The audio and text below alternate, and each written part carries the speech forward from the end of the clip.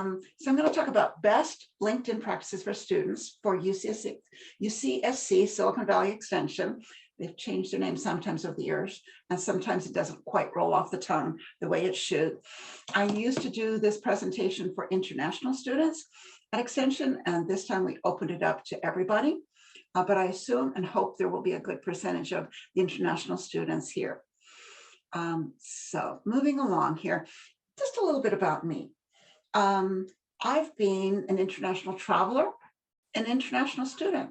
Guess what? I came here as an international student. I know I don't sound like it. I hide that well. If anybody knows where I'm really from, you can win the prize. Don't know what the prize would be. I was an immigrant. I came to this country. I've been a student multiple times. I mean, we never stop learning, right?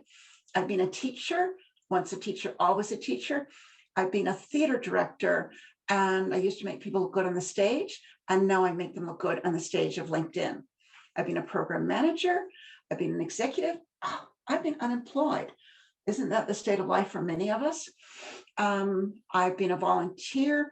Who knew I would reinvent myself as a social media expert, and then ultimately become a small business owner, which I never thought I could have done, but it's turned out to be a wonderful, perfect experience for me. And I think I'll keep this job until I'm done. So this is a visual of the trick I told the early comers about. If you want to connect with someone on LinkedIn and you don't see a button that says connect, click on the More tab. And underneath that, there will be the opportunity to connect and add a note to introduce yourself even better. And I'll use this slide again later, because this is, if you get nothing else out of this presentation, this is gold, this one. Because LinkedIn is constantly making you think you've got to pay for LinkedIn Premium. We'll talk about that a little later, whether you do. So please do connect with each other. And so who the heck uses LinkedIn? Oh, I hate to say everybody, but it's really pretty much everybody, or at least they all should. Students, managers, hiring managers, employees, business owners. This is your online business card. You need to have a presence online, or it's almost like you don't exist. So if you don't have a profile yet, make sure you get one. And if you got one, make sure you build it out and build your network. So since I didn't get to look at your profiles in advance, sometimes I do if I have the enrollment beforehand, but since I didn't, I'm asking for your honesty here to rate your own profile from 1 to 5, with a 1 being, I think I remember my password. I know it's been so long since I've been in there. I thought I'd come tonight and maybe it would re-excite me to get involved on LinkedIn again. Through to 5, which is, dang, I think I'm pretty good. I just stopped by to see if maybe there was a new trick or tip I could learn. And 3 in the middle somewhere. So go ahead and put in the chat where you think you are in the 1 to 5, and that will help me gauge my presentation. And it will give me an idea of what questions I should be answering later. So go ahead, be brave, put it in there. It's not too scary. You're not having to put your hand up in public. You're just putting it in the chat. So I'm seeing some brave people. Good for you. Thank you. That really does help me to see. I'm seeing some 1s, some 3s, 2s, not seeing anybody who feels they're out of 5 yet. So I try to make sure I've got tricks for everybody, you know, whether they're a beginner or whether they're advanced. There's something for everybody here. I hope to not scare the newbies away by having too much overwhelming information. I understand this is being recorded and will be made available to you. So if you don't get it the first time, you can get it after.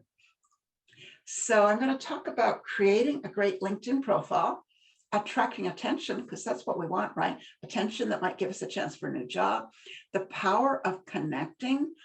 There's incredible power in that, which is why I'm going to constantly encourage you. Even put your LinkedIn URL in the chat and save that chat. I'll talk about that later. If you don't know how to save chat, there's the 3 dots. You can save the chat, and you can save that and go back to it after if you don't want to multitask and do it at the same time here. I'm going to talk a little bit about job seekers features on LinkedIn, what there is for there, how to showcase yourself, and how to set yourself apart. So LinkedIn by the numbers, I used to change this slide all the time when the numbers changed, and eventually it got ridiculous, but there's over 500 million users. There's a lot of people on LinkedIn. All of those people on LinkedIn are opportunities for you to find job opportunities, to find clients, partners, build relationships. Powerful tool. So this is my reminder again, network, network, network. That's what LinkedIn really is. It's this giant networking relationship building tool. So put your URL in the chat. You can see mine there. And then you can save the chat and you can connect later. So you don't have to do it right now. And bonus points if you add a note where you met. So I just included one here. I do training for the Fulbright Scholar Program regularly. And so this was somebody who connected to me. She mentioned that she'd done my workshop. Look forward to connecting. And so she became much more memorable to me. It allowed me to stay in touch with her. I'm not going to do an evaluation of your whole profile. Sorry, I get paid good money to do that. But I will answer if you've got a question that doesn't get answered tonight, or it's unique to you, or you want me to look at one thing on your profile, I will happily do that for you. Just make sure you identify where you're from, because I treat UCSC folks a little special. So connect with people, put your URLs in the chat. Bonus points to the people who are brave enough to do that first. If you don't know what your URL is, it's the what shows up in the URL when you are on your profile, not the newsfeed, but your actual profile on LinkedIn. And most often it will be linkedin.com/in, your name, and then a bunch of random numbers and letters, which you're going to fix, but you'll get the idea. So again, no connect button. Click that more and you'll see the opportunity to connect. So mistake number one. Oh dear. No LinkedIn profile at all. If you don't have a LinkedIn profile, it's almost like you don't exist at all professionally. You know, like going to a networking event and you don't have a business card, although our business card is still going to exist in the future. Who knows, maybe we'll just all be showing our QR codes to people, which exist now. But do have a LinkedIn profile. It's important that you are able to be seen, be found for new opportunities. So do have that profile. It matters. So here's my magical mystery formula for LinkedIn success. Really hard. Needs to be complete. Really tough, right? Now, complete doesn't mean every single thing on LinkedIn. There's so many things you can add in there. It means all the basic things filled in, and I'll show you what those basic things are in a little bit. Now, complete gives you bonus points. LinkedIn used to call you an all-star if you were complete. It didn't mean good, it just meant complete, but that's a great start. You need your keywords. Now, the keywords are the words that someone would use if they were looking for someone with your skills. So very important, and you're going to sprinkle them throughout your profile. You might have them in your headline, in your about section, in your job title and or description, and in your skills. Numerous places it's okay to have them. And it's, you know, if you don't know your keywords, you want to have a conversation with a friend or work associate and try and nail them down. You need to have a certain number of connections, and I'm going to scare you a little later by telling you how many connections I think you should have, but not to worry, you can do this. And then activity. If I could have lightning bolts, I would have them all pointing to activity. LinkedIn likes you to be active on the platform. Active means almost anything. To be honest, logging in counts as activity. Sending messages, updating your profile, liking and commenting on other people's posts on LinkedIn, all of that counts as activity. And the algorithm of LinkedIn likes that and makes you more visible, shows your profile more frequently by doing that. So all of those things together was really hard, I told you, right? So that gives you maximum visibility, high search engine optimization, SEO ranking. We usually think of SEO for Google, but this applies specifically to LinkedIn, but it does have implications for Google search, especially if any of you have your own businesses. So these are your basic components of a profile. So much more you can add, but these are the basics. You need your photo. I'll talk a little bit more about that later. Your professional headline, I'll definitely be talking more about that. Your about section used to be called summary. LinkedIn like to change the names of things all the time just to keep you on your toes.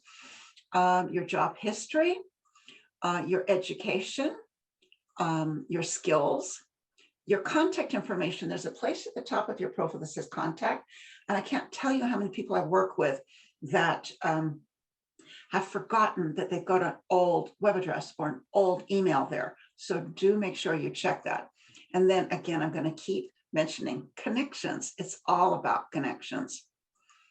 So remember I said earlier, your LinkedIn URL. So if you've got a URL with all of those random letters and numbers in it, this is where you go to change it. Most of my presentation is just going to be the what to do, but not the how to do. But I've included a couple of places where I've got a how to do. So you're going to go under the Me tab on your profile, under settings and privacy, and then you're going to edit your custom URL. You can actually go there directly from your main profile page too. But when you go there, you're going to click on that little pencil there, and you're going to take off those random numbers and letters. If your name is unusual, you can probably have just your name. If your name is common, like mine, I'm sorry, it's over 1,000 Sandra Clarks on LinkedIn. What can I say? I had to use my initial. So you can add something else in if you need to. So just kind of, it begins to make you feel in control of your LinkedIn profile, that you know how to do things and how you're representing yourself out there. So mistake number 2. I hope nobody here is guilty of this. No profile picture, or a bad one or an old one. If you don't have a picture on LinkedIn, you actually do. You kind of have this one, like you've got a back of your head. You're saying, oh, don't look at me, old, fat, and ugly. I don't want anybody to know what I look like. So please, you need your picture on LinkedIn. What should that picture look like? It should look like you. It should look like you on a good day, not your best day, not your wedding day, not your kid's wedding day. I'm sorry, you are never going to look like that again. So you want to look like you would look like now if you were going into a professional meeting, whether it's on Zoom or in person. You want to look a little, polished beyond your normal scrounging around the house look. You only have your head and neck showing. The guy in the middle is actually showing a little too much body. You don't need that. The picture on LinkedIn is pretty small. So we want to see that beautiful, warm smile. We want to look and say, oh, that looks like somebody I want to hire. That looks like somebody I want to work with. That looks like somebody who really knows what he's talking about. Whatever it is, you want that nice, warm smile. Now, sometimes culturally, there are reasons that people are not comfortable smiling. It's not appropriate for them. They don't feel. Then I would say go for a pleasant look, a bit of a smile, something at least. And for men, you don't need a suit and tie. I mean, nobody pretty much wears those anymore. Maybe financial people, maybe lawyers. So for men, maybe a collared shirt, a sport coat if you want to show that you're kind of management. The women, no sleeveless things, no low cut, obviously, but we're not seeing much of your clothing. So go ahead and just make sure you're looking professional. So your headline is what I'm going to talk about next. Now, your headline is your future. LinkedIn allows you to put yourself out there however you want to be seen. And what this looks like, this is your headline. And on LinkedIn, it's called your headline. It is not called your job title. Now, if you don't uncheck this little box when you put in a new title, LinkedIn will add it to the top. But that's not who you are. You are so much more than that. I know a lot of students are working as baristas and in hotels and any job they can to get the money in, or they're not currently working. But you can put in here the job title and the information about what you could do if somebody wanted to hire you. So it appears right under your name, and again, it's called your headline. So let me give you some examples. And I've added this slide in. Those of you who have names that are a little bit challenging for people to say, there's a new thing added to LinkedIn where you can tell us how to say your name. The trick, there's only one trick, is that you have to do it on your phone. Say it, you go to your LinkedIn profile on your phone, edit, there's a place to say name pronunciation, you record it, it's 10 seconds. I don't think anybody's name is going to take more than 10 seconds to say, and then save it. And once you've done that, it will play on desktop as well as your mobile. I think this is very cool. And I will always look to see if somebody's told me how to say their name before I speak with them. I feel it's more respectful when I speak to them, if I can actually say their name correctly. Sandra Clark, it's pretty easy to say, but I've added a little marketing message as well for those of you that want to get a little clever and use your full 10 seconds. So this is now back to your headline. This is what I usually see. UCSC Extension student looking for work, graduate student in sustainability studies at UCSC Extension. So we're starting to get a little bit more interesting. They're saying that they're a student and they're studying a particular field, mechanical engineer, MSc engineering student, CFD enthusiast. So we're starting to get a little more information that makes me want to learn more about you. So do include that. Those pipes that you see there in between the words are it's considered a modern clean interface. It doesn't make any difference to the searchability. It's just nice to add it in. You can add emojis as well, but you need to be a little careful about that, how professional it appears. It also can affect the searchability. So go ahead and add something a little more exciting than just your current position. You can put in who you want to be. So if you, let's see if I've got some examples here. Oh yeah, I've got my formula here. So the job title that you want, it might be the one you have now, or it might be the one you want. So maybe as project manager, just because you don't have a job as a project manager now, doesn't mean that that's not who you want to be seen as. So you can put a job title there. And then a keyword, plus a keyword, plus a keyword, and then something unique about you. So I don't know whether that sounds particularly difficult. Try a few things out. I'm going to encourage you to talk to each other. If there are people you know that are in this meeting or people you know outside, go ahead and try some things out with them. So your about section on LinkedIn. This is like your 30-second elevator pitch. This is your opportunity to tell your story. It might be what you've done in the past and how those studies have led to what you want to do now. It's written in first person, not that boring third person resume format. Sandra Clark is a LinkedIn trainer and coach who works with students internationally. Make myself fall asleep there. You're talking about what you do. So I'm a LinkedIn trainer and coach, and I love to work with people to help transform their profiles for results. Now, you don't have to use words like love and transform, but you certainly would want to tell it's client-facing language. So, as a project manager, it's important to me that I get the project in on time, under budget, and exceed all expectations. So tell us about what you do. So if you went to a networking event, what would you say if somebody said, "Oh, nice to meet you. Tell me about yourself." So go ahead and include that. I have here your call to action. So if you're in business, as I am, I have a call to action. Contact me to talk about how I can transform your profile. If you're a job seeker, you might say, contact me to discuss how I can add to your company's bottom line or something. I don't know, not quite the right words, but you can tell them what you want them to do. You can just say, please connect with me on LinkedIn. I look forward to getting to know you. And then maybe even your contact info. And the reason for that is at the top, that contact info I talked about before, that's mostly only visible to your connections. So you want to be visible, in my case, to all my potential clients, in your case, perhaps to your potential employers. So you might want to have that information right there in your about section. If you're nervous about confidentiality, about your email being, spammed, you might want to, as job seekers often do, create an email specially just for your job search and use that one. So, if you get spam, it goes directly to that email, which you can get rid of when you've got that job. So my tip for you is please do spell check and proofread your about section, your headline. Did you know there are thousands of managers on LinkedIn? They've misspelt manager. And so many of them have done it that some of my colleagues actually collect examples of that. So do spell check and proofread. If you are a non-native English speaker, you're ahead of me because you speak at least a couple of languages, but go ahead and ask somebody to take a look just to make sure that it looks good.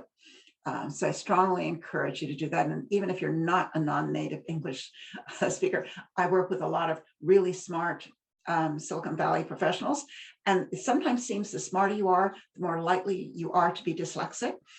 So they struggle too. So a tip for you to make yourself stand out, you can add a background banner. It's free, it's easy. Why would you not want to do that? Now, I've added one with my business. Obviously, it makes sense. I had it designed for me because I'm not clever to do that myself. But you can create one yourself. There's a Canva.com. It's a free design tool. If you're a little bit creative, even not very creative, you can design one there. You also could use just a picture. So a lot of people in the Bay Area like to use a picture of the Golden Gate Bridge. So if you've got a picture that you've taken yourself, or you're kind of a geeky engineer and you want to put some kind of engineering thing there, go ahead and add that. Now, just be careful that you have the rights to use that picture. Just because you found the picture on Google does not mean you have the right to use it. I got fined $500 one time by Getty Images for using a picture I didn't have the rights to in a blog article. So I'm very careful to always tell people. So go ahead. I put at the bottom of this 3 resources for places where you can get free pictures that you could add to your profile. So do consider doing that. It just makes your life a little more interesting when you look at your profile and other people look at it. So your job history experience. If you're relatively old, like me, you may not want to go back to the beginning of time. You may not want to necessarily do that. Is it relevant? If you're in technology, probably no more than 10 years. If you're in other professions, my financial professional clients, they love showing they've got 40 years of history because they've seen every upturn and downturn, and they feel that's what they bring to the table. But you want to have in your job history and experience, you don't need to have everything that's in your resume. And I'll talk about why in a moment. But you want your keywords, if possible, a sentence or 2 on several bullets, and specific accomplishments that you might have done while you were at that job. And the reason you don't want everything is because if it's everything there, like your whole resume, what happens is hiring managers and recruiters, they go to your profile, they scrape all the data, they look at it and they go, nah, not right. They don't even give you the chance to customize the resume to send them to them. So what you want is the idea of, for those of you who use online dating sites, not me, respectable married woman of 37 years here. But what you do in a dating app is you look and you want enough information there that someone wants to swipe right. So sorry for the analogy, but it's a little bit like that. You want to give them enough information about you that they'll swipe right and contact you to ask for more information, your resume, to come in for an interview or whatever. So include some, tease us, make us want more, but not everything. So there's a place on LinkedIn for skills. You can have up to 50 skills, and you should take advantage of all of them. And there's also this thing called endorsements. And people often, especially students, will say, do they matter? Well, yes and no. They're nice to have. They're a little bit like an attaboy, good job. Is that particularly meaningful? No, not really. But it's nice to have. And if you want them, you can ask people for them. You can endorse other people, which encourages them to endorse you back. But you definitely want to have the words, the skills listed there. Those are very important for keyword search. And you can change the order. So the first 3 that show are the most important ones. So they're under these different sections. You don't get to choose what category it goes under. So say, for example, LinkedIn training, that goes under other, even though it's LinkedIn, you'd think they make it more important than that. So you want to put the skills in, get them in there. They're all searchable. So go ahead and do that. And if you want to change the order, you can do that too. Now, recommendations are a whole other ball game. Recommendations do matter. When somebody gives you a recommendation, their name and their picture, their profile, is hyperlinked right next to the recommendation. They're putting their reputation on the line to recommend you. So you want to collect at least one recommendation for every job you're at. Just get in the habit. It can feel awkward. So I don't know how to ask somebody for recommendation. But if you just get in the habit of it from the very beginning of your career, then it becomes easier. They do matter. LinkedIn recruiters have a tool called LinkedIn Recruiter, and it gives them a kind of summary of your whole profile. It doesn't show the recommendations, but it shows a summary of how many recommendations you have, and they like to see at least 5. But people, if a hiring manager, somebody goes to your profile, they can see those recommendations, and they are meaningful. They do matter. So you do want to get those. Now, there are all these, remember I said in the beginning, you just needed the basics to be complete and you were good, but you can and absolutely should add in more. There's a little kind of box bubble there that you click on to add a profile section, and there are different things you can add. Accomplishments, certifications, publications, projects, education, volunteer work, organizations. So go ahead and add those things. There are certain things, like if you're a member of a group or an organization, when you go to someone else's profile, it shows if you're both members of that group or association. So now you've got a conversation starter, which is great. So I encourage you to do that. And if you speak languages, there's multiple languages, there's a place to put that. If you only speak English, I don't recommend you put that. Like, why brag about the fact you only speak one language? If you speak another language, also include English, so we know that you have more languages than one. And you know, if you've got it, flaunt it. So licenses and certifications, many of you have acquired those. There is a place to put them. They belong in their own special place. In general, they don't belong under the education tab. Sometimes people put them there because they don't know there's a special place for it. There can be reasons why you may want it to be under your education instead. But there is a place for it. There are LinkedIn courses and training that you can take, and it will add that certification and the logo right there. So you absolutely can and should do that. Now, this was added in a year or two ago now. It's called Featured on LinkedIn. It's very cool. It's sort of a little bit like a portfolio. You can showcase anything you've written, if you've been interviewed, your website, so many things that you can do. If you do work samples, you can have that there. So it's very cool and well worth using. You also can put a link. It doesn't have to be your own. So say you work for a company, you can brag about the company you're working for and have a link to the company site or something the company's done, maybe a press release or a new product that shows in your profile. It looks nice and bright and bold and gives a little bit of interest to your profile. It appears, can you see bright and bold here? I featured this program tonight on my profile, so people would see it visibly. Now, I'm not hosting it, I'm just presenting at it. But if I was a member of an association and we were hosting an event, I could put that there too. So do use that if you have a chance. You can put multiple things in there and then scroll through all of them, but it only shows the first 3 pictures. So if you've got something you can add there, please do add it. Now, here's where I start to make some of you feel a little uncomfortable by telling you how many connections you should have. The size of your network does matter. If you have under 100 connections, you're only visible to about 5% of the LinkedIn population. You might say, Sandra, 5% of 500 million, still a lot of people. Yes, but then you increasingly will find that when you go to do a search, LinkedIn will say, we can't show you everything because you're too many degrees away from them. And people can't find you for the same reason. So at a minimum, you want over 500. And that's where the magic starts to happen. Now you start to become visible to 95% of the LinkedIn population. But I'm going to challenge you, because what I think you should have is at least 30 connections for every year of your age. Now, for some of you, doing your own calculations, when I look out over the audience, I see some people panicking when they realize how many that is. And the reason I say that is because you meet at least 30 people professionally a year. All the people you meet that are in the program tonight that I'm encouraging you to connect with, you can add those to your network. and that makes you more visible. So you're easier to find. If you have your own business or you're promoting something, you're posting something, it makes that more visible. It makes you easier to find. So 500 minimum. Those of you who have a long way to go, don't panic and do not connect with just anybody.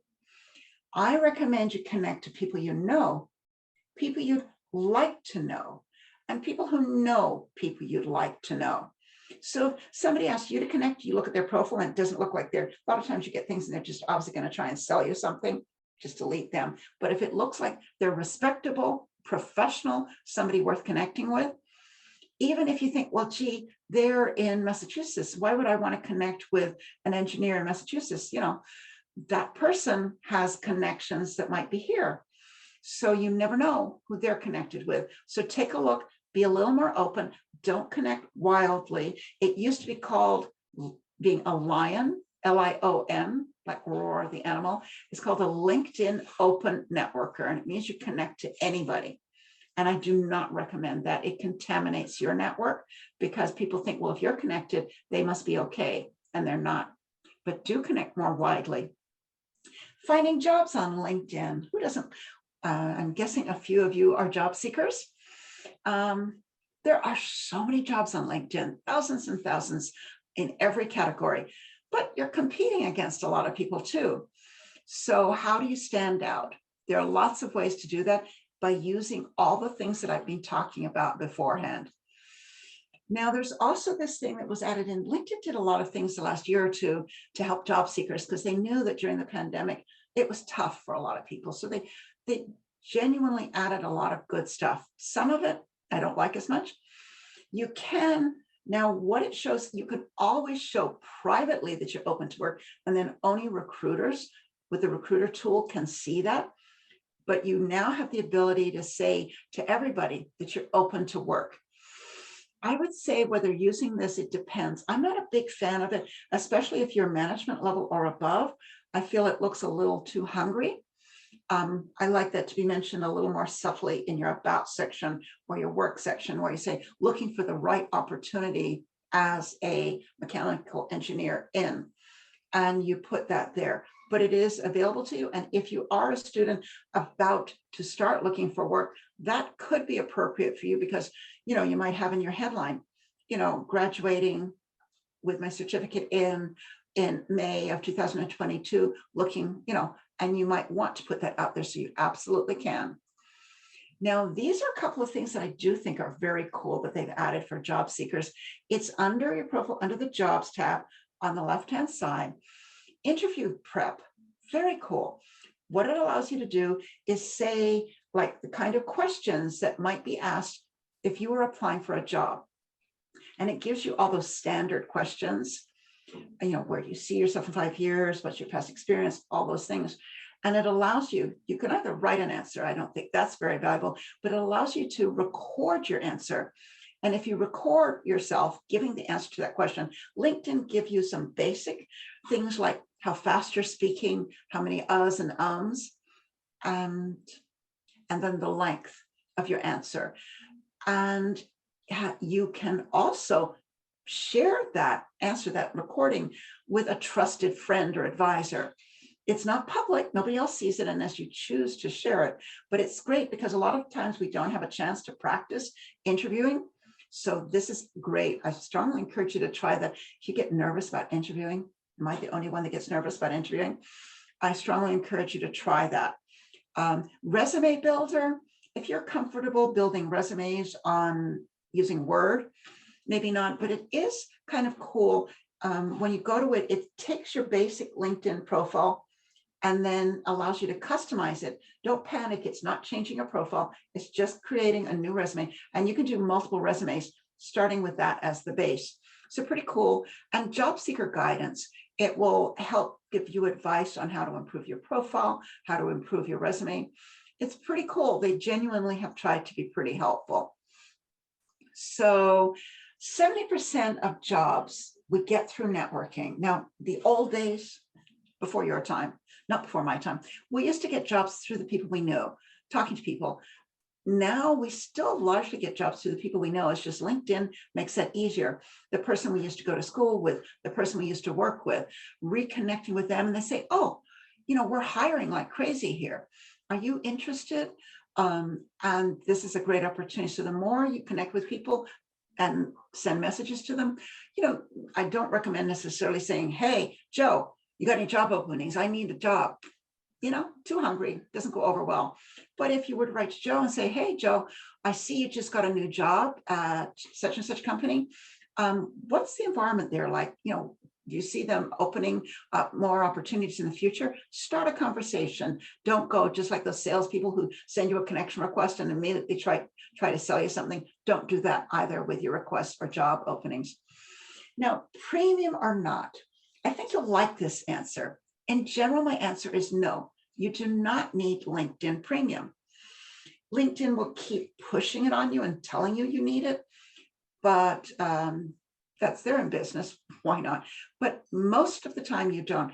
I used to have Premium because LinkedIn gave it to me for free because of some nonprofit work I did, which was very nice of them. And I used it to show people why they didn't need to pay for it. Maybe I wasn't being so nice. But there are some things you can do, like if you're in sales, business development, there are some Sales Navigator that's pretty good. There is some incredible online learning classes in Premium, which is great, but you can get those classes through your local library. The same classes, you can do it through them. So there may be a case to be made where for some people it might be worth it, but in general, it's like $30 for job seekers, $50 for premium, business premium, and about $79 for Salesforce, which is not Salesforce, Sales Navigator, which could be worth it if you're in sales, business development. But in general, no, you don't need to pay for that. So I am going to be soon opening up for questions and hopefully be putting your questions in the chat room anyways. But I'm going to challenge you after listening to this to do at least one thing on your LinkedIn profile this week. And I don't want to hear everything. I'm going to completely change it, do it, because if you say everything, you'll do nothing. So I want you to commit to doing one thing, and I want you to put it in the chat, just one thing. And I want you to go ahead and put it in the chat. I'm going to hold you accountable for it. You're going to hold each other accountable for it. I may even check in on you this week. So go ahead, put it in the chat. What are you going to do this week on LinkedIn? So I'm not seeing any things coming in here. Go ahead and commit. I saw somebody asking about, will the recording be available later? And yes, it will. I can tell you that. I'm not scrolling up through all the questions because I want to pay attention to what I'm doing here, and we'll get to the questions in a minute. So please put in the chat, what are you going to do this week? If you write it down, there's a much better chance that you're going to actually do it. What are you going to do this week on LinkedIn? You're going to change your headline? Are you going to add some skills? Are you going to connect to people in this workshop tonight? Do something. My teacher soul needs for you to take action. Please do something. So, and now we've got questions. And in the slides for this, I'll just put this here. I've got some resources here, my newsletter. I've got a blog on my site that I try to keep the articles updated that you can search, like you can put in about and see a whole article on how to do about or headline. And I try to keep that updated because LinkedIn is always changing. And instructions on how to use that little interview feature. I did a little video on that. So that's it. I'm going to stop sharing my screen so that I can look at you. It's been delightful being here. And my old friends there, send me a message. We need to talk. So I will see you online, I hope. Good luck with all your job search, studies, whatever it is you're doing. And I look forward to seeing what you get up to.